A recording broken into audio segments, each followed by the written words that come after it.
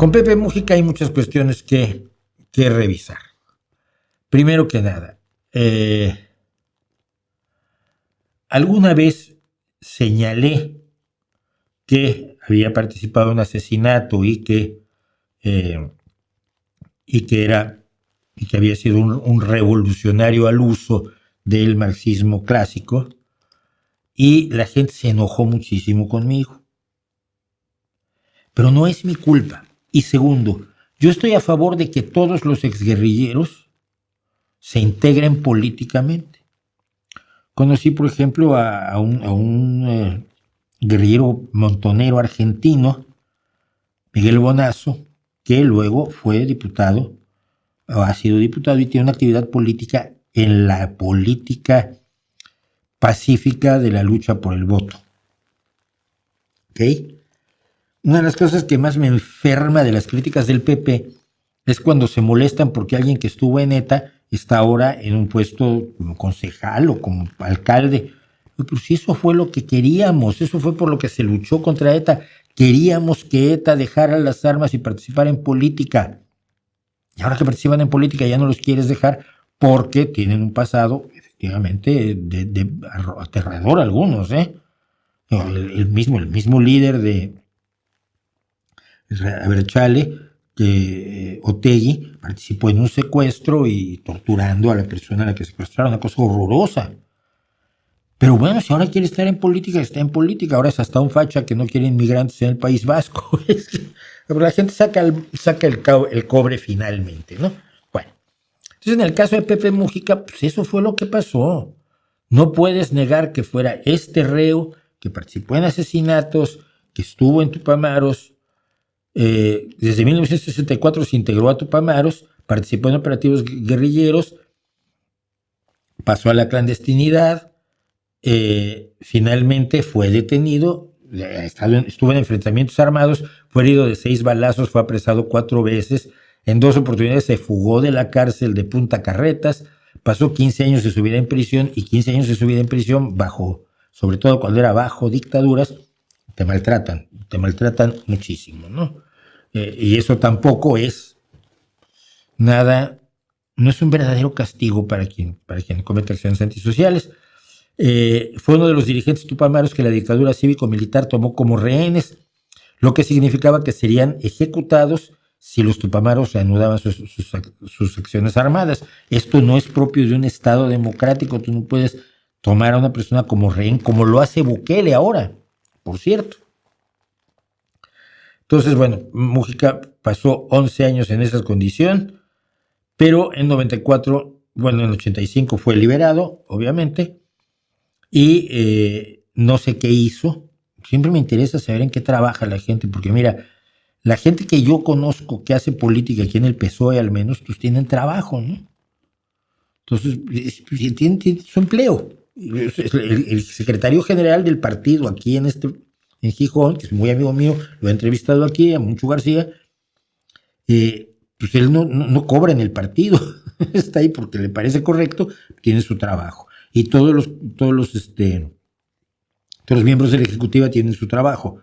Y entre los concejales, pues un par están ahí de tiempo completo y los otros tienen su trabajo o están parcialmente en la concejalía. Entonces, siempre me interesa saber en qué trabajan los políticos, porque luego resulta que no trabajan en su vida.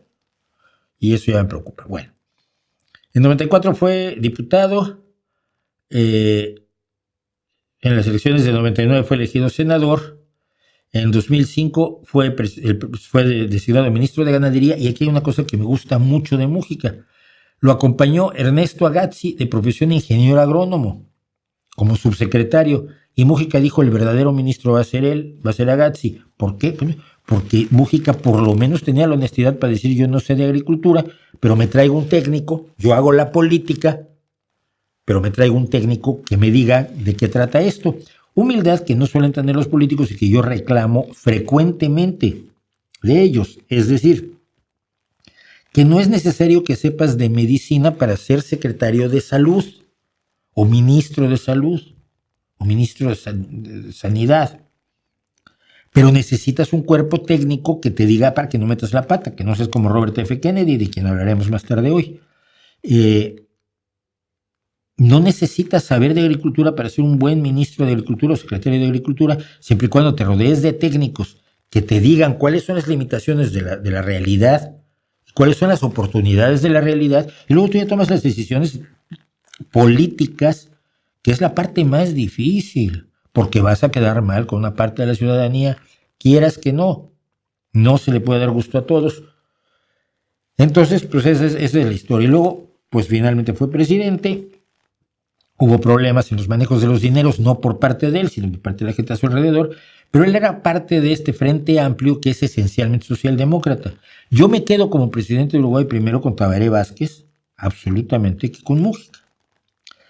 Pero el Mújica ya mayor, muy mayor, que fue presidente, y el que en los últimos años se ha andado paseando por allí, es un hombre que sufrió una transformación mística, donde empezó a asumir una serie de ideas que a mí me parecen muy franciscanas y que no permiten una comprensión profunda de la realidad.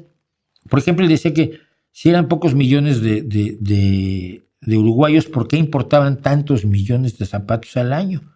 ¿Acaso somos 100 pies? Se preguntara. Y la gente le aplaudía. A veces decirle, no, don Pepe, mire, espere, no hay problema. La gente tiene varios pares de zapatos y esos zapatos se desgastan.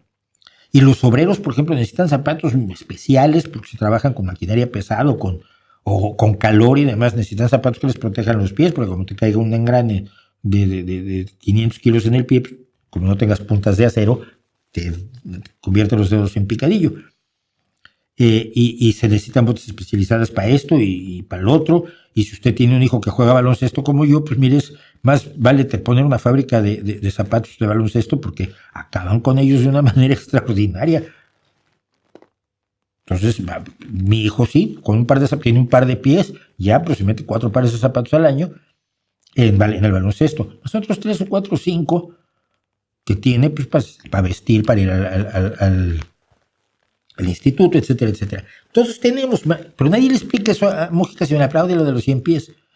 Siento que se volvió una especie de quedabienista, que quedaba bien con todos, no porque fuera hipócrita, sino porque asumió una posición franciscana de desprecio de lo material, de una espiritualidad un poco ascética, que yo no creo que sea sana en ninguna medida, ¿no?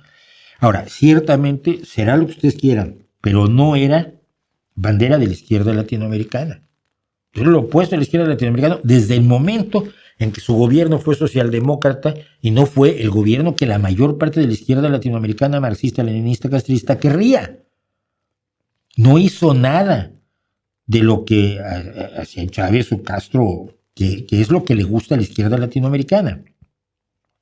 La toma del poder y la aplicación de los principios del marxismo-leninismo. No lo hizo, pero como los aplaude y abrazaba a Lula y abrazaba a Pablo Iglesias y abraza a un montón de gente, pues todo el mundo se quiere olvidar de que como gobernador fue un socialdemócrata y poco más.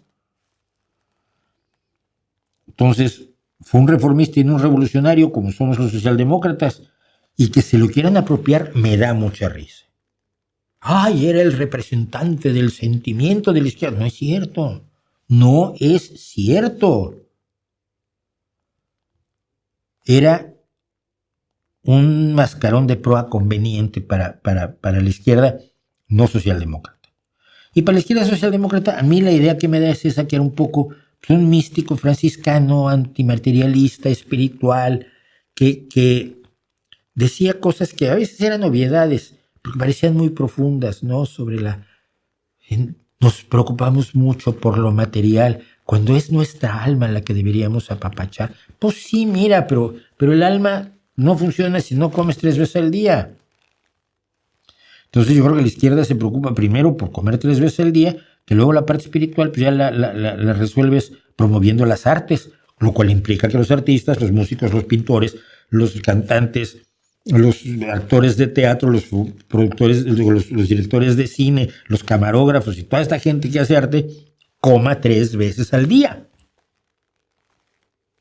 que es el requisito número 1. Esa es mi visión general. No soy alguien en contra de de Mújica, pero tampoco lo encuentro tan importante ni ideológicamente ni en la operación. Por siento que, insisto, mejor presidente, como presidente socialdemócrata latinoamericano, me gustaba Tabaré Vázquez, ¿no?